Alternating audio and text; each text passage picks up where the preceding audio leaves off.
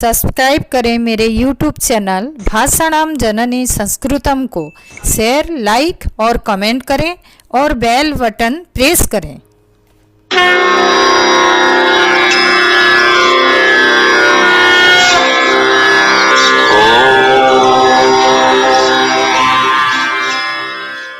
प्यारे बच्चों, सप्तमी कक्षा सुरभि पुस्तक के द्वितीय पाठ अभ्यास एव परमो गुरु में आप सभी को स्वागत है। आज हम पाठ को वाचन करेंगे और हिंदी रूपांतर जानेंगे। कश्चित बालः आसीत्, किसी एक बालक था। सः बंग प्रदेश एकस्मिन् विद्यालये पठति स्म। वो बंग प्रदेश में एक विद्यालय में पढ़ाई करता था। स अतीव जिज्ञासु आसीत्, वो बहुत ज़्यादा जानने का इच्छा रखने वाला था। बच्चे, एकस्मिन् विद्यालय, यहाँ पर विशेष्य विशेषण संबंध है। एकस्मिन् विशेषण है, विद्यालये विशेष्य है। परंतु स पठने कुशलः न आसीत्, लेकिन वो पढ़ने में अच्छा नहीं था। सः यत् पठति तत् विस्मरति स्म, वो जो कुछ भी पढ़ता था वो सारा भूल जाता था। सहपाठिनः तस्य उपहासं कुर्वन्ति स्म, इसी कारण से उसके सहपाठी, साथ में पढ़ने वाले अन्य छात्रों उसका बहुत उपहास करते थे, उसका मजाक उड़ाते थे। चिंतयति किम अहं मूर्खः अस्मि, वो सोचता है क्या मैं मूर्ख हूँ। किम मम भाग्ये विद्या न अस्ति, क्या मेरे भाग्य में विद्या नहीं है।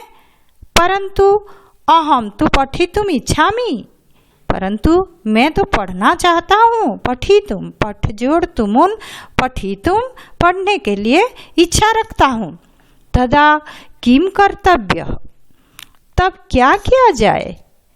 एकदा सः मार्गे एकम कूपम अपश्यत्, एक बार उसने रास्ते में जाते हुए रास्ते में एक कुआं को देखा।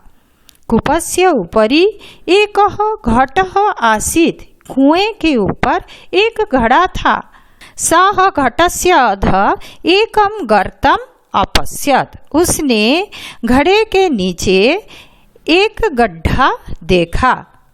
अचिंतयत्, सोचा, इमं सुंदरम गर्तम कः निर्मितवान, यह सुंदर गड्ढा को किसने बनाया। नि उपसर्ग मा धातु और तवक्तु प्रत्यय, निर्मितवान, किसने बनाया। सः मातरम अपृच्छत्, उसने अपने माँ से पूछा, माता अहम कूपे घटस्य अधः, मैं कुएं में घड़े के नीचे एकम गर्तम अपश्यम, एक गड्ढा को देखा। तम गर्तम कः निर्मितवान, उस गड्ढा को किसने बनाया। नि उपसर्ग मा धातु और तवक्तु प्रत्यय, निर्मितवान, ये पास्ट टेंस को बताता है। माता अवदत्, माँ बोलती है, पुत्र, बेटा, प्रतिदिनं भूयो भूयो घटस्थापनेन सः गर्तः निर्मितः, प्रतिदिन रोज रोज बार बार घड़े के रखने पर सः गर्तः निर्मितः, उस गड्ढा बन गया। सः बालः विचारमग्नः अभवत्, अब उस बालक चिंताशील हो गया, सोचने लग गया। सः चिंतयत्, उसने सोचा, यदि भूयो भूयो घटस्थापनेन, अगर बार बार घड़े के रखने पर, कुएं के ऊपर घड़े को रखने पर, पाषाण शिलायाम, पाषाण बोलने से पत्थर, शिलायाम पत्थर के, चट्टान के ऊपर, सप्तमी विभक्ति है ये, पत्थर के या चट्टान के ऊपर गर्तः अभवत्, गड्ढा हो गया। किम पुनः पुनः पठनेन मम मतिः तीव्रा न भविष्यति, क्या बार बार पढ़ाई करने पर मेरे बुद्धि तेज नहीं हो सकती है। इति विचार्य, ऐसा सोचकर, ऐसा विचार करके, बी उपसर्ग चर धातु ल्यप प्रत्यय, ऐसा विचार करके सह उसने विद्या अभ्यासे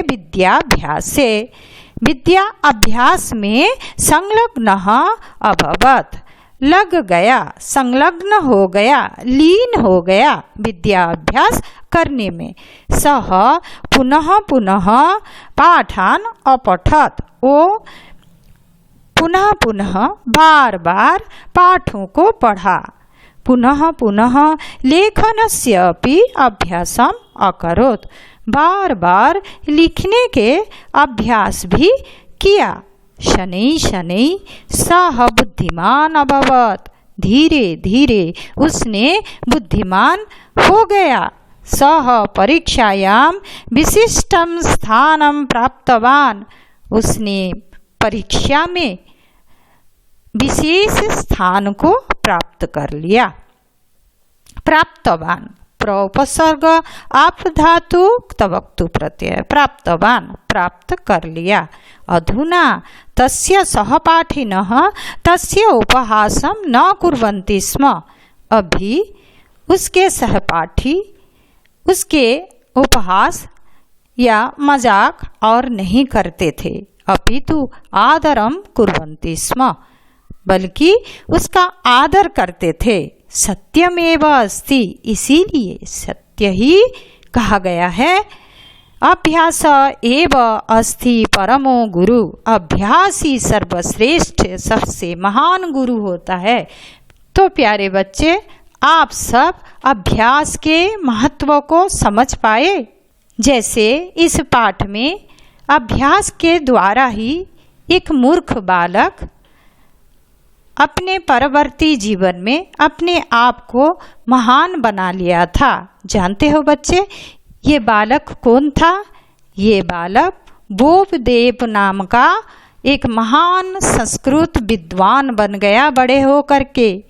तो विद्या अर्जन करने के लिए अभ्यास अत्यंत आवश्यक होता है। अभ्यास के द्वारा ही यहाँ मूर्ख बालक अपने आप को प्रतिष्ठित कर पाया।